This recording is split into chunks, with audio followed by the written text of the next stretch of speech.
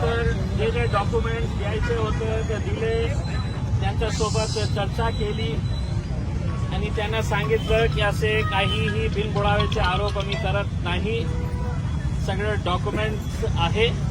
त्यांना सांगितलं की साहेब, हे जे प्रॉपर्टी घेणारे जे लोक आहेत, तुमच्या पोलीस डिपार्टमेंटचे पण लोक आहे, मंत्र्यांचे PA आहे, मोठे मोठे उद्योगपती आहे, जालन्याचे गोयल साहेब म्हणजे देशातले सगळे जे मोठे उद्योगपती आहे त्याच्यापैकी हे आहे. मग हे लोकांचे पैसे कधी मिळणार आहे? त्यांनी ऐकून घेतले. आणि मला सांगायचे असेल की माझा खूप विश्वास आहे या पोलीस कमिशनरांवर. नवीन आलेले आहे आणि सुरुवातीपासून त्यांनी मला अनेकदा हे आश्वासन दिलेले आहे की me out of the way जाऊन हे आदर्श जे ठेवीदार आहे त्यांचे जे पैसे अडकलेले आहे ते पैसे परत देण्यासाठी माझ्या वतीने जे मदत लागतील ते मदत करायला तयार आहे. अनेकदा त्यांनी हे सांगितलेले आहे.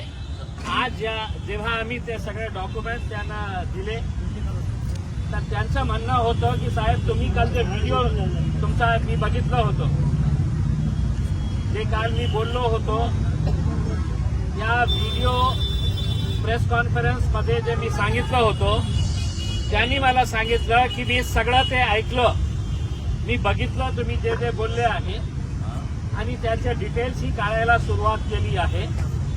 आता जे एक गोष्ट नक्की की साहेब, तुमचा PSI म्हणतो रिटर्नमध्ये की याची फेरफार करू नये, तुमचा PI म्हणतो की ते आरोपीच नाही आहे, म्हणजे कुठेतरी कोणीतरी खोटं बोलत आहे. तर त्यांनी सांगितलं ऑलरेडी आम्ही इंटरनल इन्क्वायरी या दोघांचा विरोध सुरू केलेली आहे. जे त्यांची टीम आहे त्यांची इन्क्वायरी सुरू करण्यात आलेली आहे. आणि त्यांनी मला हे सांगितलं की आता मी पुन्हा जितकं रजिस्ट्री ऑफिसेस आहे, सहनिबंधक कार्यालय आहे आणि विशेषकर ग्रामीण एरियामध्ये एक सहनिबंधक कार्यालयाला पुन्हा हे पत्र पाठवण्यात येईल की कोणत्याही परिस्थितीने हे आदर्श असू द्या, यशस्विनी असू द्या किंवा जे जे रजिस्टर करण्यात आलेले आहे FIR, त्यांच्या विरोधात कोणत्याही प्रॉपर्टीचा सेल किंवा परचेस किंवा फेरफार होऊ नये याचा पुन्हा एक करते. त्यांनी सांगितलं, मी त्यांना सांगितलं की साहेब, जेव्हा आम्ही तहसीलदार साहेबांना बोलवले त्यांनी फक्त 3 मिनिटामध्ये कबूल केले की काहीतरी आहे आणि आम्ही ते प्रॉपर्टी पुन्हा, म्हणजे याचा अर्थ हे आहे की इम्तियाज जलीलने आणलं हे प्रकरण. मग सगळं काही बनवाबनवीचं तुमचं ते आहे. तुम्ही FIR रजिस्टर करा. आणि त्यांनी आम्हाला सांगितलं, मी कलेक्टरशी चर्चा करून आम्ही त्यांना पत्र दिल्यानंतरही त्यांना कशा काय केलेले आहे, यांचं म्हणणं आहे की एक FIR आम्ही केली तर बाकी सगळे राईट होते. तर यांच्या विरोधात ते FIR करायला तयार झालेले. आता एकदा FIR तहसीलदाराचा विरोध झाली की खालचे जे असते त्यांना कळतं, खूप कळतं. मी तर बसल्या बसल्या विचारा कोण होतं माझ्यासोबत, कृष्ण भाऊ कुठे आहे? मी ते तहसीलदार आल्यानंतर काय बोललो त्याला, माळूचे पैसे कमी पडत आहे का? मग गोरगरिबांच्या पैशावर डल्ला मारण्याचा तुझा काथार मॅडम कुठे आहे? कशा फेस झाला होता त्याचा? आम्हाला असं झालं होतं की बस साहेबांना आले विचारलं काय रे म्हणे, रेतीचे पैसे कमी झाले का म्हणजे. तुमची ताकद आहे ना माझ्यासोबत. तर आता पोलीस कमिशनरांना आम्ही सगळे जे डॉक्युमेंट्स आहे ते रितसर डॉक्युमेंट्स आणि एक कंप्लेंट माझ्या वतीने मी तयार करून पोलीस कमिशनरांना देणार आहे.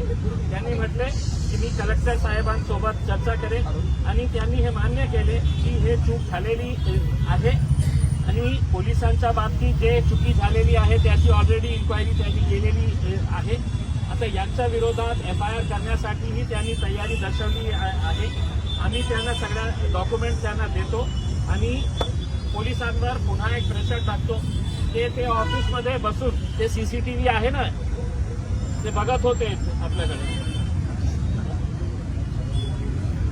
ते सगळं बघत होते. मी त्यांना सांगितलं की साहेब 95% 95% जे ठेवीदार आहे ते 60 वर्षापेक्षाचे जास्त सिनियर सिटीजन्स आहे. सगळं मेजॉरिटी सिनियर सिटीजन्सची आहे. तर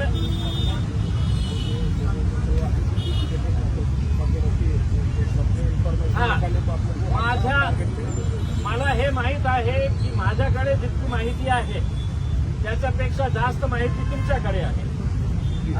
आता कोण डायरेक्टरची प्रॉपर्टी कुठे आहे, आता ते कोण एक ग्रस्त होते ना की ट्रॅक्टर कुठे लपून छपून ठेवलेले आहे त्यांनी कुठे तो माणूस